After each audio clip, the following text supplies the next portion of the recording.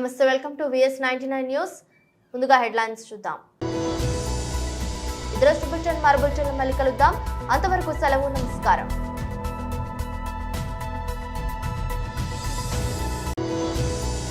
నరేంద్ర మోదీ అసాధ్యాలను సుసాధ్యం చేసే సమర్థ నాయకుడు.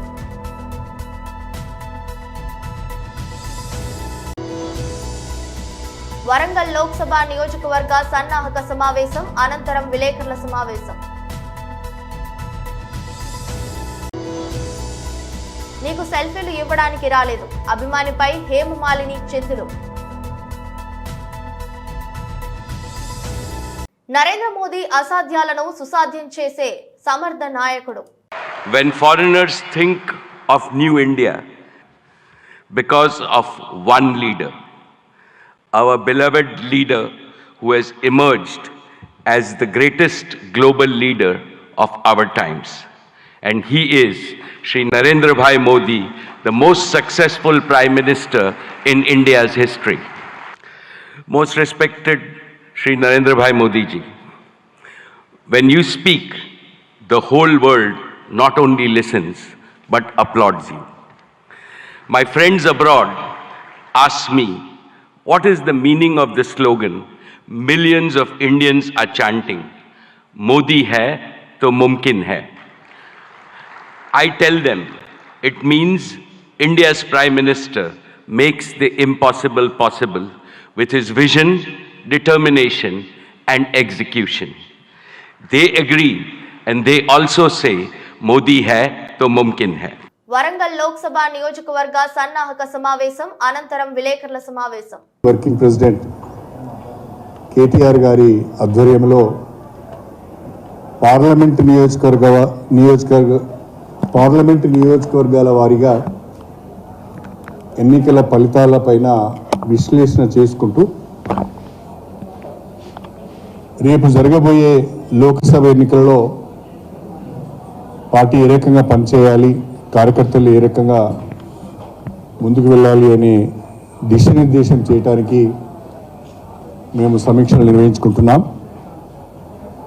అందులో భాగంగా ఈరోజు వరంగల్ లోక్సభ సమీక్షా సమావేశం జరిగింది. వరంగల్ లోక్సభ పరిధిలోని 7 అసెంబ్లీ సెగ్మెంట్లకు సంబంధించిన మా పార్టీ ప్రతినిధులందరూ మొన్నటి శాసనసభ ఎన్నికల్లో పోటీ చేసిన అభ్యర్థులు, వివిధ స్థాయిల్లో ప్రజాప్రతినిధులుగా పనిచేస్తున్నవారు,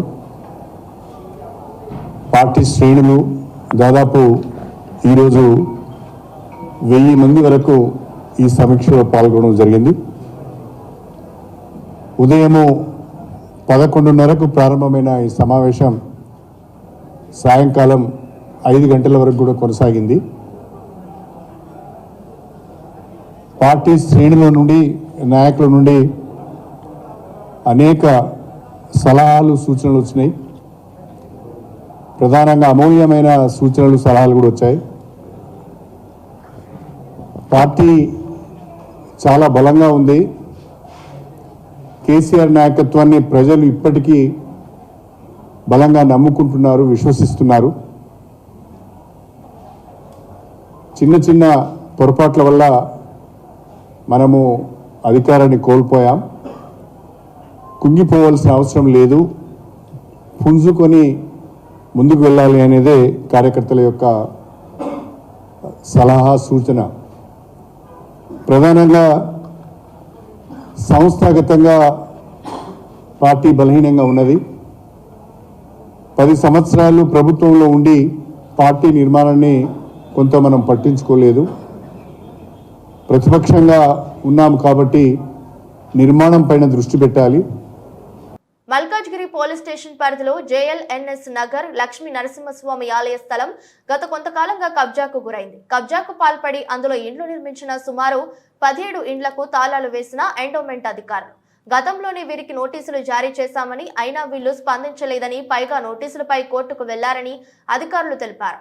కోర్టు ఎండోమెంట్ కు అనుకూలంగా తీర్పు ఇవ్వడంతో ఈ రోజు దేవాదాయ శాఖ అధికారులు దేవాలయ స్థలంలో నిర్మించిన ఇండ్లకు తాళాలు వేశారు. దీంతో ఇంటి యజమానులు లబోదిబోమంటున్నారు. ఎన్నో ఏళ్లుగా తాము ఇక్కడ నివసిస్తున్నామని ప్రభుత్వం స్పందించి తమకు న్యాయం చేయాలని బాధితులు ప్రభుత్వానికి విజ్ఞప్తి చేస్తున్నారు.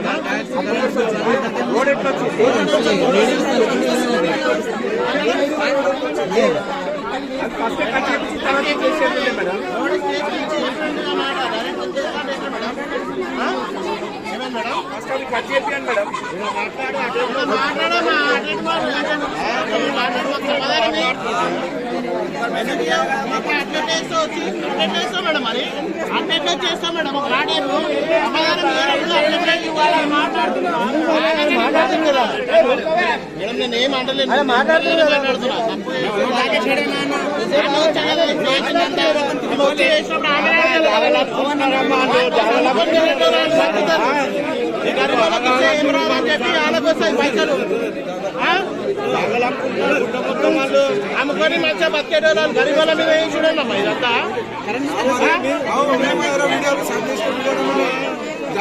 మరి ఇప్పుడు మాట్లాడు మేడం, మరి నన్ను అడిగిన దానికి సమాధానం ఇస్తుండు ఇస్తుండు అంతే. నా ఇల్లు ఉందన్నా, మరి నా ఇల్లు ఉంది, ఎందుకు మాట్లాడా? బరాబర్ మాట్లాడతా, నా ఇల్లు ఉంది కాబట్టి మాట్లాడతా. మాట్లాడుతున్నారు కదా, నేను అడుగుతున్నా మేడం, వెళ్ళిపోతున్నాను.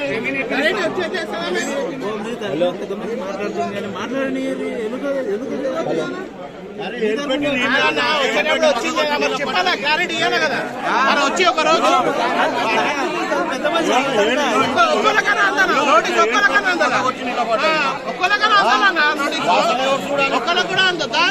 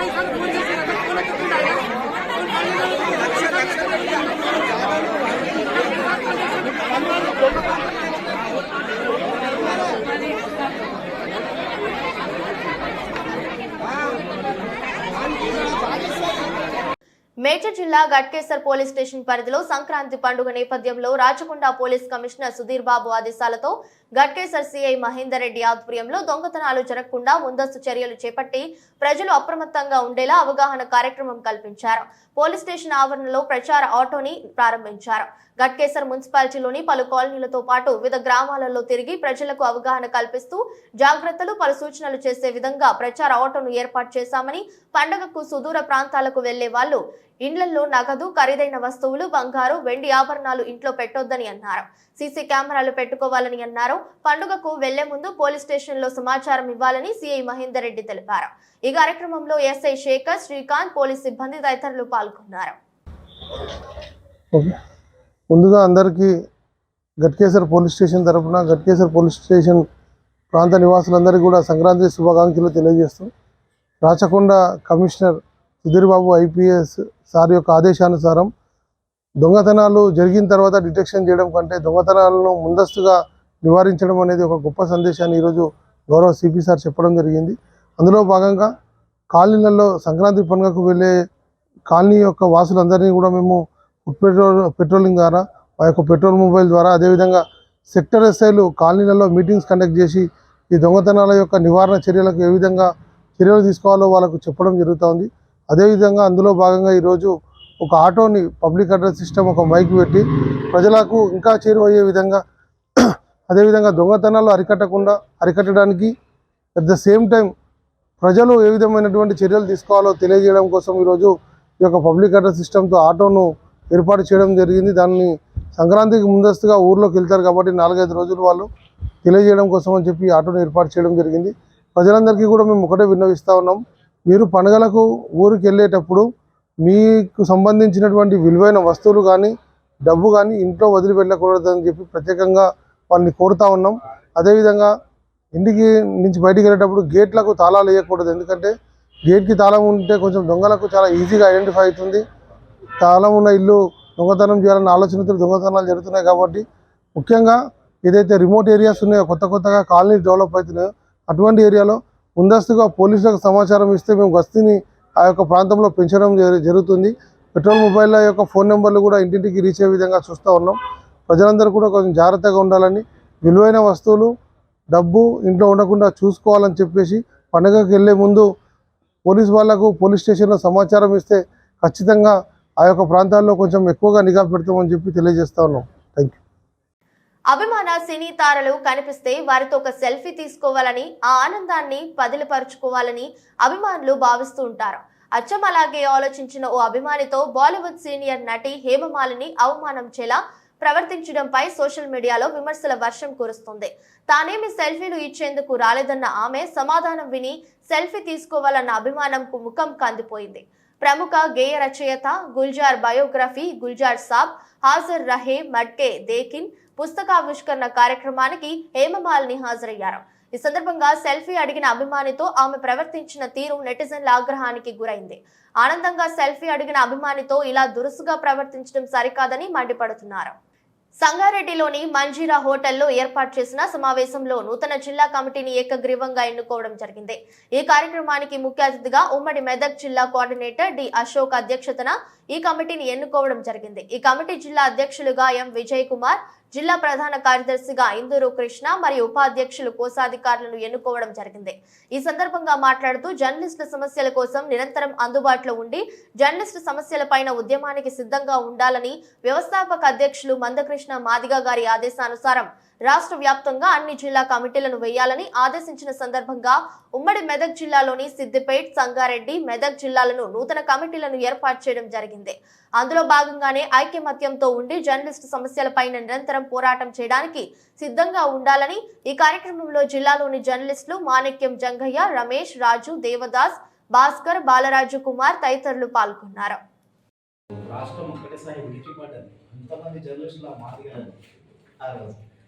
అట్లాంటివి జరిగింది. దాంతోపాటు హైదరాబాద్లో కూడా మనం మాదిగ కార్యక్రమం జరిగింది. కాబట్టి అప్పుడు ఆ మూమెంట్లోనే మనకి ఏమైందంటే సంగారెడ్డి జిల్లా నవీన్ అని పెట్టినాము. పటంచెరు నియోజకవర్గానికి మన V6 నర్సింగ్ ఉండే, ఇక జోగిపేటకి అంతకుముందు ఏంటంటే ఇక్కడ నర్సింగ్ ఉండే, అది నర్సన్న ముచ్చట్లనే ఒక ఛానల్ పెట్టినాము, ఆయన ఉండే. నారాయణఖేడ్కు అమృతాన్ని పెట్టించారు. ఇప్పుడు జోగిపేట ఆందోళన కాన్స్టిట్యున్సీకి ప్రస్తుతము ఆయన తీసేసి మన కృష్ణ డాక్టర్ బిఆర్ అంబేద్కర్ కోనసీమ జిల్లా ఆలమూరు మండలం పినపల్ల గ్రామంలో రాష్ట్ర టీడీపీ ఉపాధ్యక్షులు కొత్తపేట నియోజకవర్గ incharge Bandaru Satyanandarao, Amalapuram parliament incharge Ganti Harish Madhur ఆధ్వర్యంలో కప్పల సునీల్, పక్కపట్ల లక్ష్మణరావు, వక్కపట్ల రాంబాబు, కొత్తూరి సాయి ప్రోద్బలంతో దళిత సామాజిక వర్గానికి చెందిన పలువురు వైసీపీ పార్టీకి రాజీనామా చేసి తెలుగుదేశం పార్టీలో చేరారు. వీరికి సత్యానందరావు, హరీష్ మధూర్లు కండువా కప్పి పార్టీలోకి ఆహ్వానించారు. ఈ సందర్భంగా సత్యానందరావు మాట్లాడుతూ కొత్తపేట నియోజకవర్గం తెలుగుదేశం పార్టీ ఊహించిన రీతిలో పుంజుకోవడంతో ప్రతిరోజు భారీగా చేరికలు జరుగుతున్నాయన్నారు. దళితులను దమనకాండ చేసిన వాడికి చంపి డోర్ డెలివరీ చేసిన వ్యక్తిని తన ప్రక్కన పెట్టుకుని ముఖ్యమంత్రి జగన్మోహన్ రెడ్డికి రానున్న ఎన్నికల్లో తగిన గుణపాఠం చెప్పి వైసీపీ ప్రభుత్వాన్ని బంగాళాఖాతంలో కలిపేయాలని సత్యానందరావు పిలుపునిచ్చారు. హరీష్ మధూర్ మాట్లాడుతూ దళితులకు తీరని అన్యాయం చేశాడని, దళితులకు సంబంధించిన అనేక పథకాలు రద్దు చేశాడని, అలాంటి జగన్మోహన్ రెడ్డికి మన దళితుల సోదరులందరం కలిసి తగిన బుద్ధి చెప్పాలని పిలుపునిచ్చారు.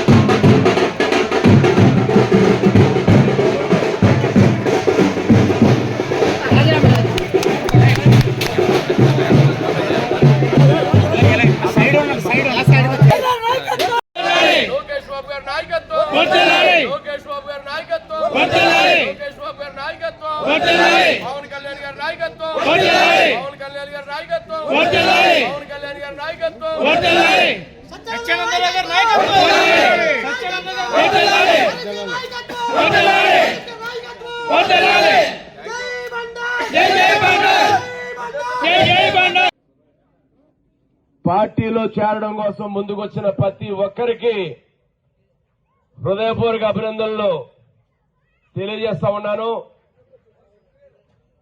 వారందరినీ కూడా నేను మాట్లాడిన తర్వాత పార్టీలోకి ఆహ్వానించడం జరుగుతుంది. మరి మీ అందరికీ తెలుసు జగన్మోహన్ రెడ్డి గారి ప్రభుత్వం ఏ విధంగా అధికారంలోకి వచ్చింది అనేది. ఆనాడు నా ఎస్సీలు, నా సోదరులు, నా దళిత సోదరులు అని చెప్పిన జగన్మోహన్ రెడ్డి అధికారులు రావడానికి ఆయన దళితుల ఓట్లతోటి గద్దెనెక్కడం జరిగింది. భారీ మెజార్టీలతో 151 సీట్లు సాధించుకున్నాడు అంటే దళిత వర్గాలందరూ కూడా జగన్మోహన్ రెడ్డి మావాడు అని నమ్మారు. ఒక్క ఛాన్సే అంటున్నాడు కదా, ఒక అవకాశం ఇద్దామని వారికి ఆయనకి అవకాశం ఇవ్వడం జరిగింది. ఆ ఒక్క అవకాశం ఈ విధంగా ఉంటుందని, ఇంత దారుణంగా ఉంటుందని, ఇన్ని ఇబ్బందుల పాలు చేస్తుందని, ఒక వ్యక్తి వల్ల రాష్ట్రం ఇంత సర్వనాశనం అయిపోతుందని ఆనాడు ఎవరూ ఊహించలేదు. ఈనాడు 4.5 ఏళ్ల 5 ఏళ్ల దగ్గరకు వస్తా ఉన్నాం. ఈనాడు చూస్తే అంతా శూన్యం.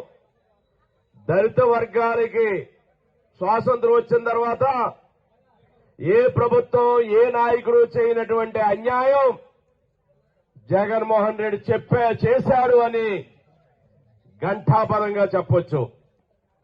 ఎస్సీ ఎస్టీ సబ్ ప్లాన్ నిధులు అటకెక్కించాడు.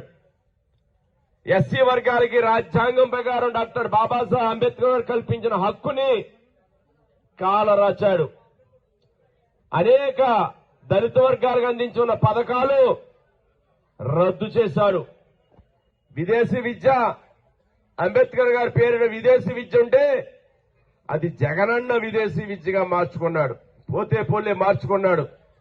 పోనీ ఎస్సీ వర్గాల గారికి ఏమైనా విదేశీ విద్య అందించాడు అంటే ఎంత మాత్రం కూడా విదేశీ విద్య అందని పరిస్థితి. ఈ విధంగా చూసుకుంటే అన్ని రకాల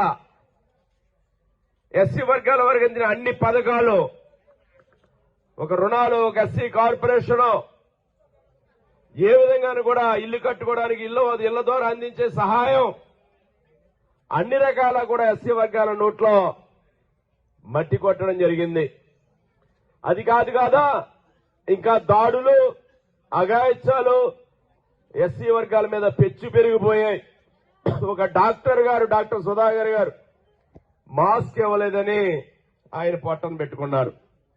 మన జిల్లాలోనే డ్రైవర్ సుబ్రహ్మణ్య అతను ఒక ఎమ్మెల్సీ అనంతబాబు దారుణంగా హత్య చేసి కారులోనే డిక్కీలో వేసుకుని ఇంటికి తీసుకెళ్లి డోర్ డెలివరీ ఇచ్చాడు అంటే పరిస్థితి ఏ విధంగా ఉందో ఆలోచించుకోవాలి.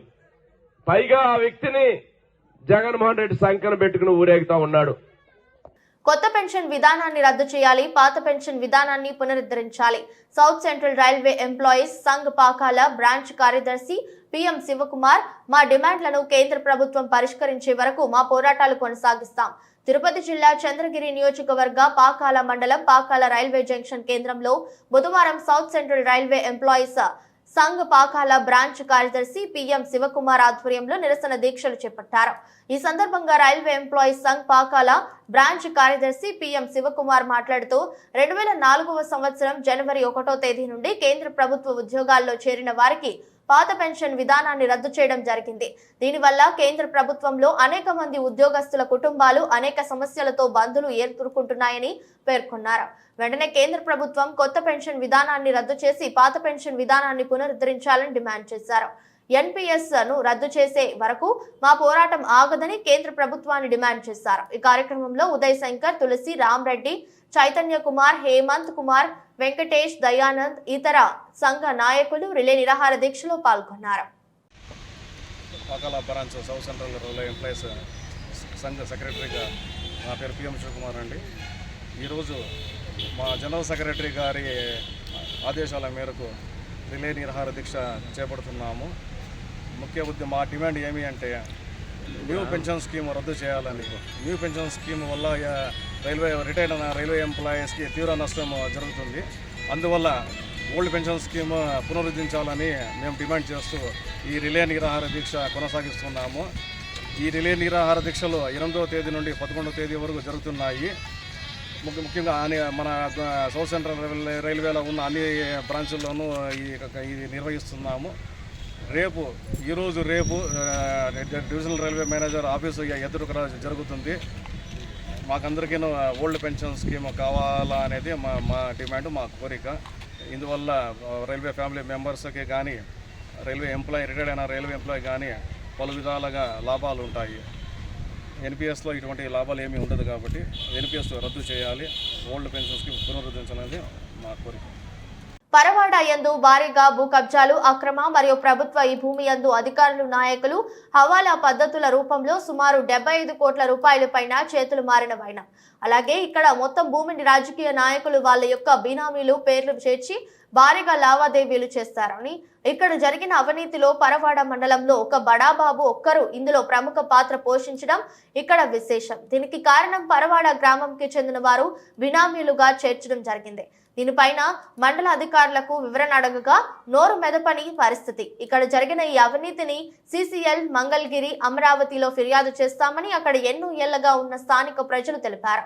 ఇప్పటికైనా అనకాపల్లి జిల్లా కలెక్టర్ ఇక్కడ ఆర్మీ జవాన్లకు ఇచ్చిన భూమికి జరిగిన అక్రమ ఎన్ఓసిని రద్దు చేయాలని, అలాగే జరిగిన అక్రమ రిజిస్ట్రేషన్ రద్దు చేయాలి అని, అక్రమ మ్యూటేషన్ ను రద్దు చేయాలి అని, అలాగే ఇక్కడ ప్రత్యక్షంగా పరోక్షంగా ఇందుకు కారణమైన అధికారులపై కఠినమైన చర్యలు తీసుకోవాలని అనకాపల్లి జిల్లా కలెక్టర్ ఆయా ప్రాంతాన్ని పరిశీలించి అక్కడ ఉన్న అన్యాక్రాంతమైన ప్రభుత్వ భూమిని ఎన్నో ఏళ్లగా ఉన్న పానకాలపేట, బొద్దపువానిపాలెం, ఈదులపాక, బోనంగి, దేశపాత్రునిపాలెం, పరవాడ గ్రామం తక్షణమే ఆ గ్రామాన్ని పరిశీలించి అక్రమాలను తొలగించవలసిందిగా కోరుతున్నాం. జిల్లా కలెక్టర్ ఫిర్యాదు చేశాం.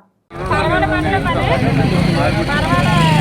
చాలా అక్రమాలు జరుగుతున్నాయి, భూ కబ్జాలు ఎక్కువ జరుగుతున్నాయి. దాని గురించి రెవెన్యూ పట్టించుకోలేదు. పరవాడ మండలంలో పట్టించుకోలేదని కలెక్టర్ గారికి మేము కంప్లైంట్ చేయడం జరిగింది. జాయింట్ కలెక్టర్ గారు జడ్జి మేడం కంప్లైంట్ చేస్తాము. దేశపత్రపాలెంలో కూడా చాలా కబ్జా జరుగుతుంది. దీని గురించి ఎవరు రెవెన్యూ పట్టించుకోకపోతే మేము కలెక్టర్ ఆఫీస్ వరకు రావాల్సి వచ్చింది. ప్రజాప్రతినిధి అందరితో కలిసి ప్రజాప్రతినిధి అండతో కబ్జా జరగడం జరుగుతుంది. ఇది రెవెన్యూ పట్టించుకోకపోవడం వల్ల మేము ఎక్కడి వరకు వచ్చాము. రెవెన్యూ శాఖకి అందజేసాము, చెప్పాము, కంప్లైంట్స్ కూడా ఇచ్చాము. దీని గురించి ఎవరు కూడా పట్టించుకోలేదు. మేము జెర్సీ మేడంకి కంప్లైంట్ చేయడం జరిగింది.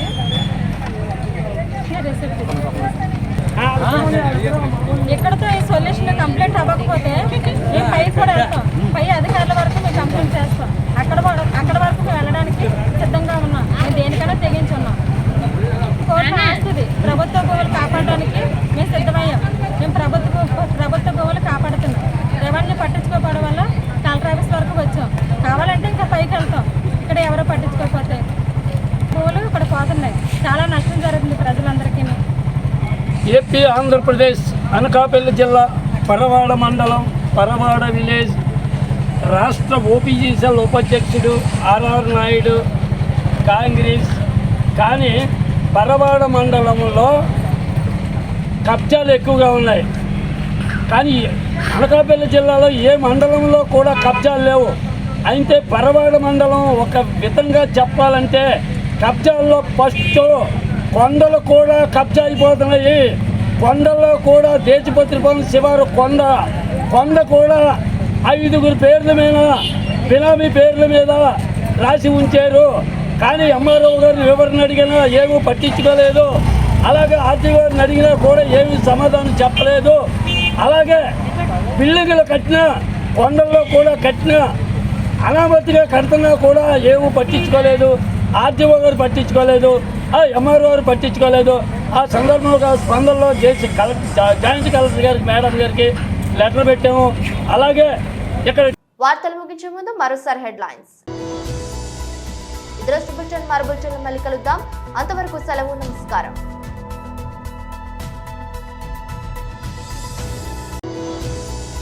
నరేంద్ర మోదీ అసాధ్యాలను సుసాధ్యం చేసే సమర్థ నాయకుడు.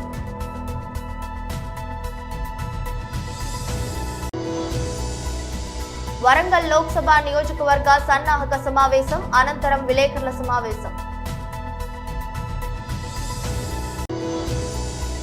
నీకు సెల్ఫీలు ఇవ్వడానికి రాలేదు, అభిమానిపై హేమమాలిని చెందులు. ఇద్దరు బులెటిన్ మరో బులెటిన్లో మళ్ళీ కలుద్దాం. అంతవరకు సెలవు, నమస్కారం.